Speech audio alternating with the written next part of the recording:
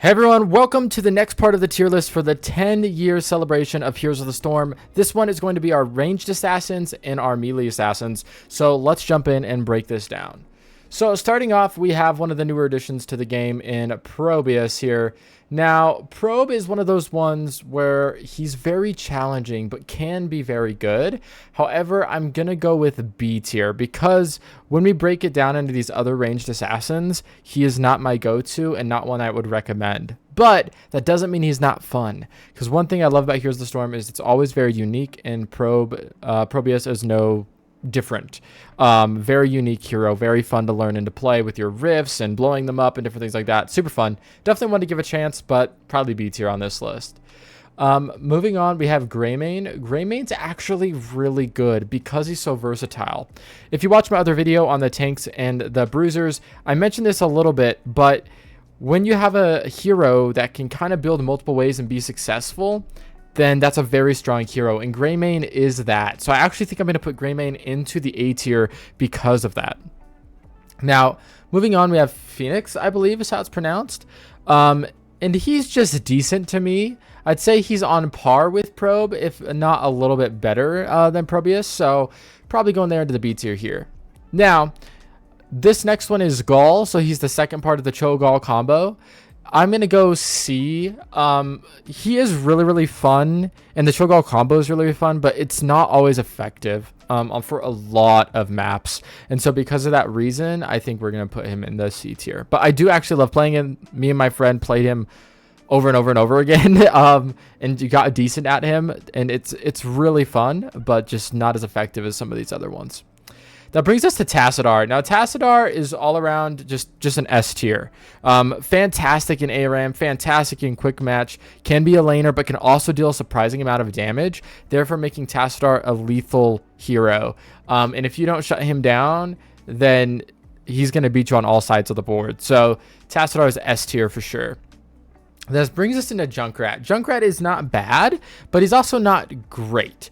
And so because of that reason, I think I'm going to put him in C tier. He's really fun, don't get me wrong. And if you love Overwatch, playing Junkrat and Heroes of the Storm, you know, not necessarily the biggest difference, which makes it really, really fun. But that's why I think he's just mediocre and into the C tier. Next up, we have Tracer. Now, this one's tricky for me because Tracer is probably my favorite hero to play. I've put the most hours into Tracer. I have some builds that I enjoy playing, and it's just super fun to be Tracer here in Heroes of the Storm. But it doesn't necessarily mean that she's the best hero out there. She's very squishy, and unless you have a team built around her, it's really hard for her to work. So because of that, I think she is going to join Junkrat on the C tier. No, we're going to go up to the B tier because she can be a bit more deadly, I think, than Junkrat. She might not be able to do as much siege, but she can get into your backline quite well, get out. Her grenade for her ultimate is really good. So because of that, we're going to go B tier. I don't know if she's necessarily better than these other picks. For me, yes, but trying to be more general, maybe not. But since this is my tier list, I'm going to put her at the top of B because I'm a big fan of Tracer. Raynor is a tricky one as well because, in my opinion, he's not necessarily the most fun to play, but he's kind of like your Soldier 76, right? Like, he's just a good all-around hero, built really well, talents are all really good. You can't really go wrong. There's obviously some that are better than others, but for the most part, you're just going to be successful on Raynor. So because of that, I think we're going to put him into the A. I don't think he's like an S tier, like, oh my goodness, you always need to pick him, but he's definitely a very strong pick.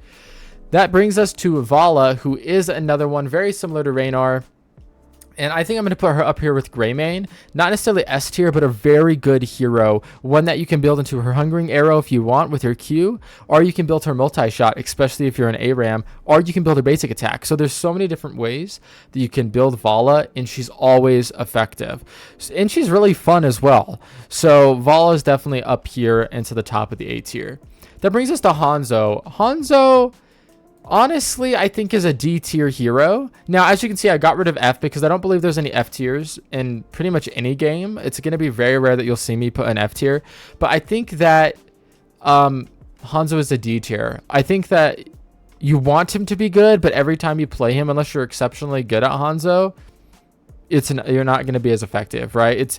The scatter shot ability is decent in the game.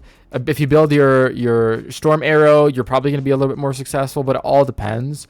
And on top of that, he's very squishy, right? Most of the assassins are, but because of that, he's very hard to play. And with that kind of in mind, I would probably put him into the D tier. I don't think he's great. So sorry about that. Moving on. We have Nova. Okay. Nova's interesting. In ARAM, Nova's almost always just a bad pick.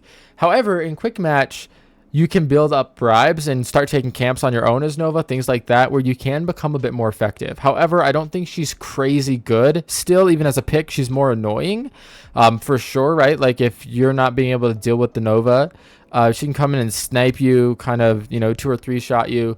However, that's not your average player, and so I think Nova's going to come down into the D tier with Hanzo for me.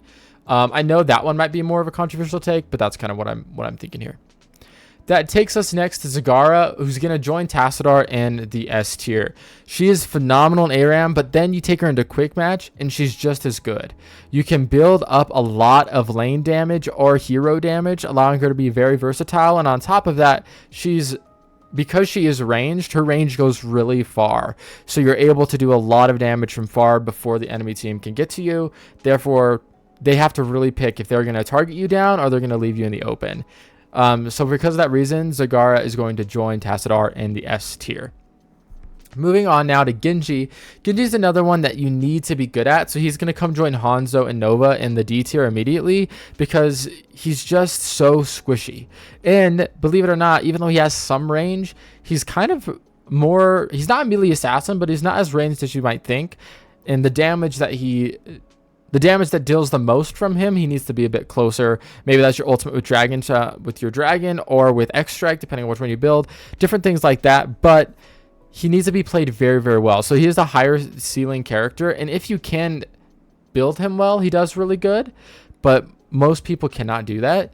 And so for that reason, I'm going to put him in D. And actually thinking about this, I'm going to move him up to C, but it could go either way there. Next up, we have Zul'Jin. Zul'Jin is a very strong hero. He's going to move up to the A tier behind Raynor. I don't think he is an S tier. Crazy, like, oh man, every time you have him, he's just GG, it's over. But he is a very, very good hero. Well-rounded. You have to be pretty smart with him as well, but also really fun to play. So A tier for him. Next up, we have Sergeant Hammer. Now, here's the thing with Sergeant Hammer. She's very annoying to play against, but as with most heroes, as I've mentioned, you need to be somewhat good at them. However, with Hammer, you just need to make sure that your team knows how to counter her. You have to make sure you're going to dive in and get there, because otherwise, if you let her stay ranged, she will destroy your entire fort, your keeps, everything. She will hammer down that siege damage, and then she can be annoying from far if you don't know how to counter that. So she is pretty fun. I'm probably going to go B tier here for Sergeant Hammer, just because her siege is so well done that you really have to be smart about it. Moving on to the next one, we have Nazeebo, who's actually going to join the S tier class. This one is because, once again, he's versatile. And he has multiple builds. You can go toads, you can go frogs. That's the same thing. Toads and frogs. You can go toads or spiders. Or you can go voodoo ritual. You have all these builds that, depending on the situation of the game, are very good for Nazeebo. So, because of that, S tier. If you've noticed, a lot of my S tier tends to be very versatile heroes, but they're also all fun to play. I play all 3 of those S tier heroes quite often because they're a good time. Moving on, though, we have Kel'Thuzad. Kel'Thuzad is another one that's fun. However, he takes some skill and some getting used to. So because of that, I'm going to put him actually in the B tier, kind of in the mid, because although I think he's strong, he's another one that if you're not playing him well, then it really can hurt your team. Although he does have a good ultimate, a couple good ultimates depending on the situation, and that's kind of how it is with any of these MOBAs, right? It's all situational based, but I'm thinking average type of player, my idea, my mind, he's probably B tier hero. Next up, we have Jaina. Now, Jaina, I feel like used to be stronger, but has since fallen off a little bit. She struggles with mana, especially early on. You need to really conserve your mana. And then on top of that, she does have a lot of fun different builds between going Blizzard or just going with your Frostbolt. So there's a bunch of different things you can do with her. However, she's only, I want to say, decent at it. So I'm going to actually put her in the B tier, high B, at the very top, but she does have those types of flaws with her mana and different things like that that make it a little bit more difficult. Now that brings us into Chromie. Chromie is also really good and probably on par with Jaina. I think you could intermix those two and figure it out. I think Jaina has a bit more in the siege category, but Chromie kind of might have more in the hero category. It really all depends. And it all depends with Chromie. You have to really make sure you're hitting your shots. And so I think that they're kind of on par with each other, and you can mix and match these however you'd like to. That brings us to Cassia. I want to say she's strong A, not quite tipping over into that S tier yet, but strong A, because you can, if you go fend, amazing. If you go with your lightning bolts, amazing. Couple different builds you can build there. Your Valkyrie ultimate's okay, but your ball ultimate's fantastic. So it really just depends on how you're playing her. But she has the one talent that makes her fend. It kind of makes her, I'm trying to think of what it's technically called. Unstoppable, I think is what it is, and it's fantastic. So highly recommend you give Cassie a try if you haven't. That brings us to Gul'dan, and I do think Gul'dan is better than both Jaina and Chromie, bringing him up into the bottom of the A tier as well.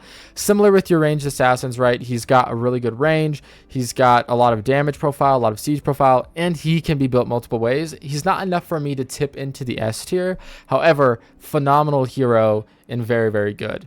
That brings us into Tychus. Now, Tychus is not as good as the other lookalike. That's kind of how I see them in my mind with Raynor. He is not as good as that, but he is still strong. I'm probably going to go ahead and put him in the C tier above Junkrat, because he's one that I don't feel is played as often as Raynor, if I'm just comparing those two. But on top of that, he's one I'm maybe less familiar with. Now, he has things like his minigun, which are really good against tanks, so that's kind of situational there.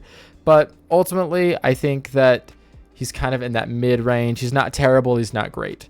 That brings us to Mephisto. Now, Mephisto is actually really strong. However, he has a lot of flaws that can be exploited. So not necessarily flaws, but there's a lot of things with this kit can be exploited.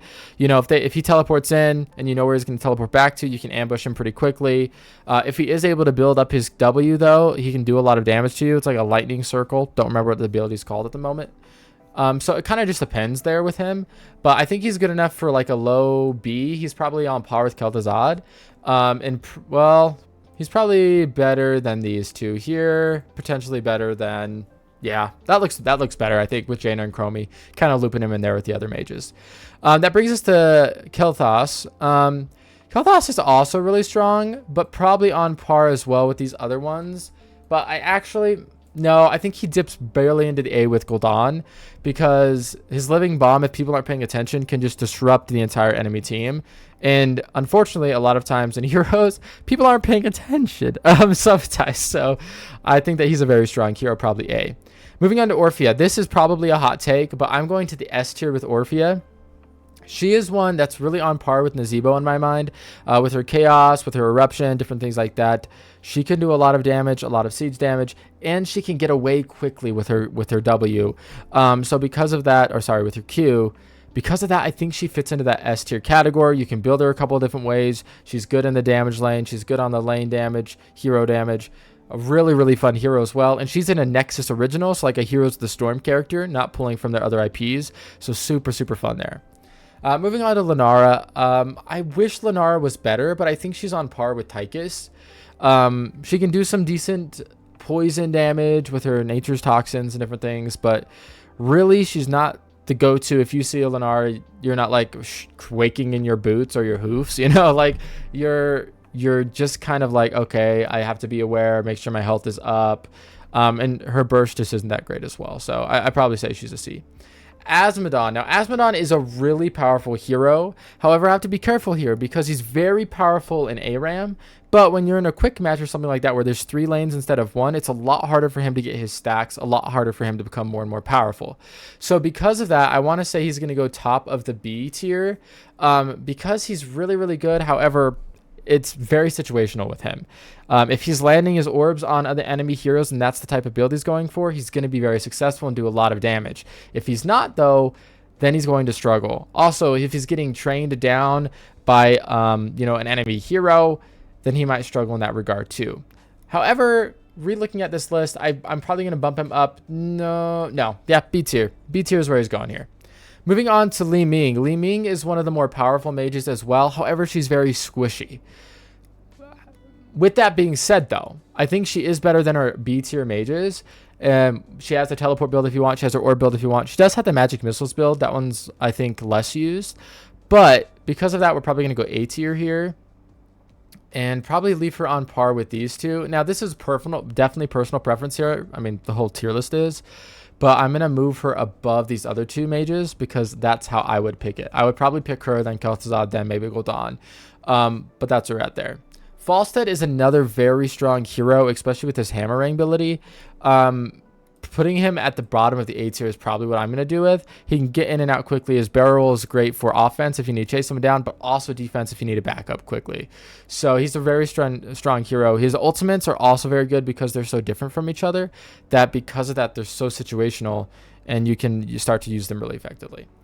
Sylvanas is an interesting hero now for the last of the ranged because she used to be really, really, really strong and has since kind of fallen off, I feel like, to the point where I'm going to throw her at the top of the B tier.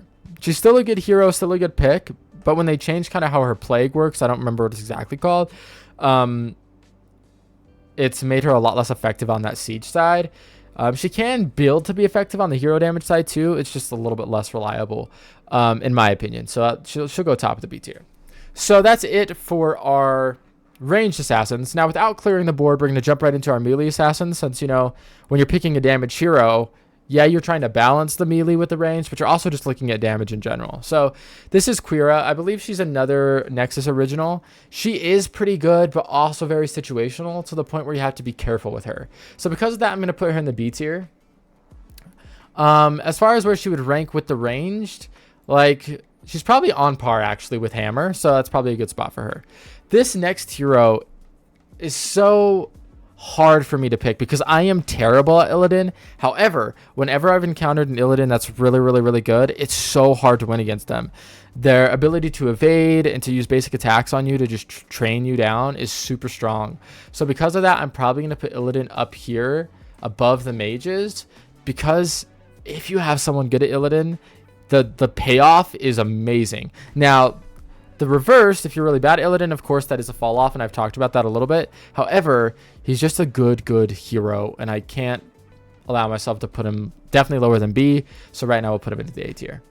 Moving into Samuro. Samuro is one that I wish was still better, but I don't think is. In fact, what I'm going to do, though, is move Kira down to B, or to C, and nope, I think other way. I think I had it right.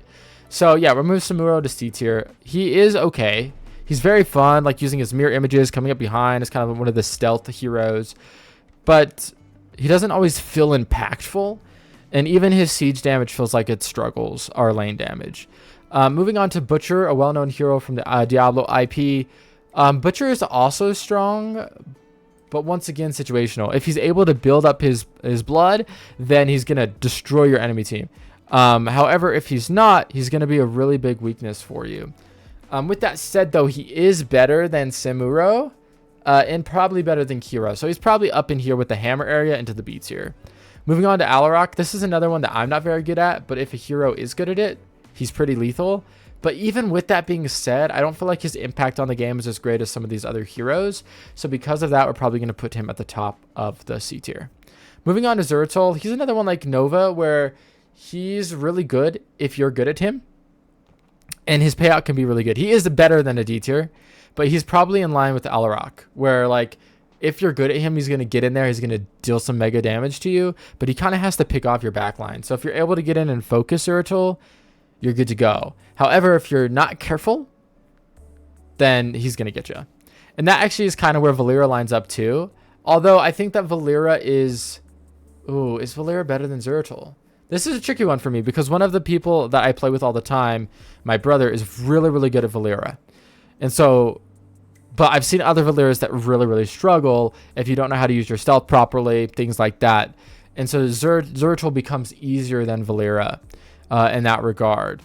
So with that being said, I actually think I'm going to put Valeera into the C tier though. My brother, although he's amazing at Valeera, he's one of the few that I've seen do really, really well. And so because of that, I think that we're going to put... I think I have to rework this a little bit. I think I have to move Butcher and Kira down and move Zeratul and Valera up. I think that's what I have to do. Okay, moving on to Murky. Okay, Murky is such a fun hero to play and can get you on that siege damage if you're not careful. But he's also, I mean, he's Murky. You're just going to go in there and you're going to get trained. So because of that, he's probably going to go at the bottom of the C tier. Nope, he is going to move into the D tier with these two. Like, he's really good if you want some siege damage. But if you have someone that's playing him really awful, it just lets down your whole team and you're playing 4v5 the whole time. And it makes it really difficult. Moving on to Maeve. This is another one my brother is really, really good at. But even with that being said, Maeve is a strong hero in general. And I'm probably going to place her up here above Hammer, because she is great on damage. She has a lot of good crowd control if used properly. So I think that's very helpful. Kerrigan is another one that I actually think is going to go D tier. I think she is better in quick match than in ARAM. However, she's once again one of those where the ceiling is so high that sometimes the payoff's not worth it. And Illidan is similar. However, Illidan's payoff is extremely worth it. Whereas Kerrigan, I don't feel like she can come in and dismantle your entire team. And so I would pick most of these other heroes over Kerrigan. In fact, I'd probably pick, I'm probably going to put her at the bottom. Now, that's probably the most controversial thing I've done. But that's why these tier lists are here, is for you to tell me what you think. So this is my tier list for ranged and melee assassins and Heroes of the Storm. If you haven't played this game yet, please jump in and play it while these heroes are free. It's a fun game. It really is. Give it a try. Play with your friends. Play with your family. And we'll see you guys on the next tier list video where I tackle the healers and the support. Talk to you soon.